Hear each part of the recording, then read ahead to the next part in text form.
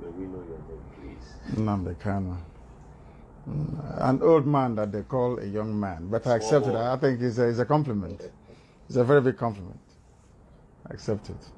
You are welcome to USA. Thank you.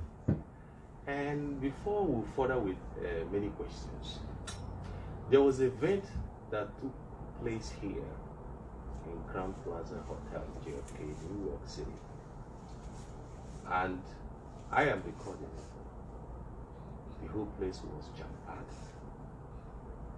We were very busy in the hall, but I was meant to know that more than 70–60% of people were turned back, to the extent that the hotel, they have to shut down the elevator to deny people access to the floor where we're having the town hall. Are you aware of that? Yes, I was told, because a lot of people have come ever since to complain.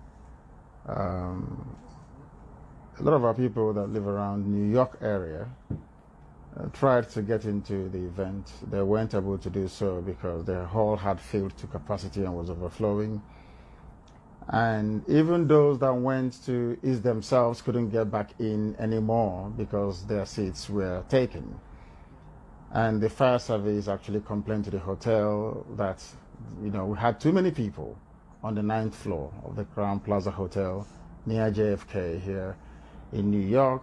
And for that reason, they had to shut down the elevators. So a lot of people, very important people, I must say, weren't allowed to get into the hall afterwards. It wasn't very pleasant because I would have wanted to have all of them in the hall, but as it turned out, it allowed me then to go to a Bibo the next day or two to go and address them, to calm their feelings and to assuage their worries, because a lot of them were worried that they couldn't come into the hall to hear me speak. So all in all, it was a well-managed event, or should I say incident. But next time, I hope we'll be able to get a bigger hall to accommodate everyone. You're welcome. The next big question is this. Some people have asked me about that. The red heart that you're putting on now, is it the significance of battle or war? Can you explain more about that red balance? We are confronting the enemy right now as I speak or as we interact. Anybody who doesn't know what is happening back home is either deceiving him or herself, or is living in a cloud cuckoo land, because the fact of the matter is that the enemies have come, they are in our land, and we are engaging them as we speak. On a daily basis, we are engaging them in Ebonyi, in Enugu, and before that in Anambra as well. And so it is a sign of the time. Anytime I'm putting on this hat, it signifies that our people are engaged on the ground massively in an effort to repel the vandals, the invaders who are in our land. They keep trying, but we keep repelling them, and we shall continue to do so. It doesn't matter what they say, how frightening their press statements may come across. Insofar as Biafra land is concerned, that is IPOB territory, and we shall continue to meet them. Okay. In your analysis before you went to jail, you said in your broadcasts that when the people of Germany, but you were specific, precise, that when USA Biafrans will come, you will know that Biafra is here. I don't know if that's the reason why you came here, and I don't know if, based on your tour in the United States, do you believe that Biafrans in USA have opened up? I believe they have with my coming. It has resonated. A lot of people have started to identify openly with IPOB and the entire Biafra project, whereas before they were slightly hesitant and fearful of their involvement. I would say it's a very good thing in general. All the events that I attended, that I went to, were well attended. culminating in the spectacular finale we had in New York City. And as you well know, Houston, New York, and Los Angeles are key areas for our people, and to an extent Chicago as well. So I would say overall that the consciousness of our people have been elevated to a position where nobody can claim ignorance of what we are trying to do or what we are trying to accomplish. So in that regard, I think we did accomplish what we set out to do in the first place. And mind you, we are coming back again here next year, in July of next year, to take our people down on a march to Washington. Some say it is 1 million. I call it 2 million. What I want to see on the street is 2 million people here in the USA, to let American people know that Biafrans are here, and to let them know that we have one yearning, one demand, one aspiration, and one goal, which is to restore Biafra. And at that point, I will be able to revisit your question. But I can tell you categorically that I have not changed nor wavered from the assertion that I made earlier, that the United States of America is pivotal, is central, is critical to the emancipation of Biafra from the clutches of the damnation they call Nigeria. And it will start here. It's already started anyway. It will culminate next year. And I believe by then would have gone way down, making sure that Biafra is restored as quickly as possible. In the spirit of the Americans and the Biafrans Americans, there are so many negative questions that were thrown at you here in the US, by some of the reporters come across you. There were so many negative things that were said about you. I don't know if you're still angry with the Americans, or you okay? No, I don't consider them as anything negative. It was an opportunity for people to know me better or to understand what we are fighting for. Sometimes negativity can be a very good thing, because amongst our people, gossip and innuendo tend to travel faster and quicker than correct news, so to speak. So when they come in contact with us, in contact with what IPOB stands for, they quickly change their mind.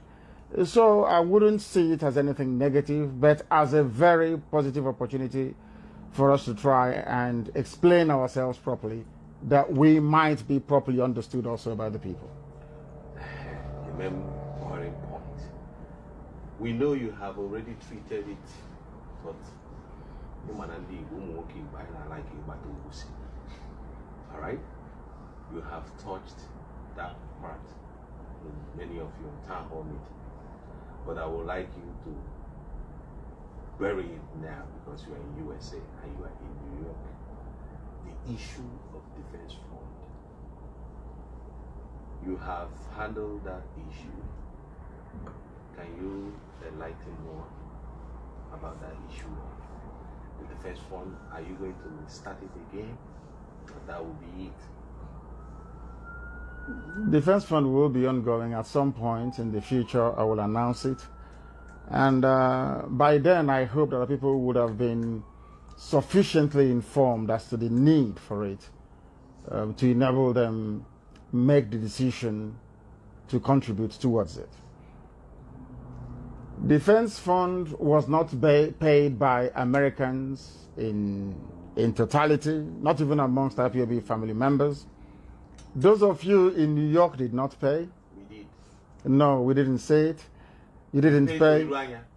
No, you go and ask him for your money. You don't ask us. We are telling you. We paid to Urania. No, but the money. That's why this is live, so he can hear you too. NNAMDI is our overall finance officer, IPOB worldwide, and she is a woman of immense integrity and substance. One of the pioneer contributors to Radio Biafra and IPOB before a lot of people came along. Anything she tells me, I believe, is gospel, and everything is properly documented. You are aware that when we went to the Chicago town hall meeting, we provided proof of the money we paid to Bruce Fein. Sure. That some people claim they were paying. Oh, Can you put more enlightenment? Absolutely. IPOB paid Bruce Fein $35,000 My goodness. cash. We transferred from IPOB accounts in Germany to the law firm's accounts here in the USA. We never talked about it because we felt it wasn't something that needed to be ventilated for no reason. But they kept going on about it. Other groups, so to speak, claiming they're pro-Biafra, we are busy collecting money from people across the United States of America, pretending or lying to them that they were using this money to prosecute a case on behalf of IPOB. But that was a lie. And I challenged them when I went to Chicago. On the issue of the defense fund, United States of America contributed only $2,778, the whole of USA. And it's only Massachusetts that paid. If anybody has a right to complain about defense fund, it is Madam Erua and the rest of them in Massachusetts. No other human being. And the funniest thing is that those who did not contribute towards our defense fund are the people most vocal and most vociferous about it. And they have now pushed and pushed and pushed. I have published the entire account. Now the Fulanis know that we only have $154,000. Exactly, which is what we've been pushing for. Now we've told them. And look at all the time we've been fighting the Fulanis without making noise about it. Do people know or wish to even know how much we have spent fighting the Fulani oligarchy in our land, Miyetti Yala, Fulani headsmen, and all the rest of them? It takes and costs a lot to get these things to happen. Our people don't understand it because most of them have been raised on a diet of gossip. And it is a very shameful thing that some people that claim they're educated still bought into all that nonsense. But I'm very glad that now I'm in the USA, I can confidently say that we have put to bed all that nonsense.